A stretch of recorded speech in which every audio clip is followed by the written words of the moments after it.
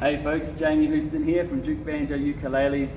I'm obviously in the factory where we're putting together season 3 of the DUKE10, and I've just thought that this permanent marker might be a cool way for me to do something special.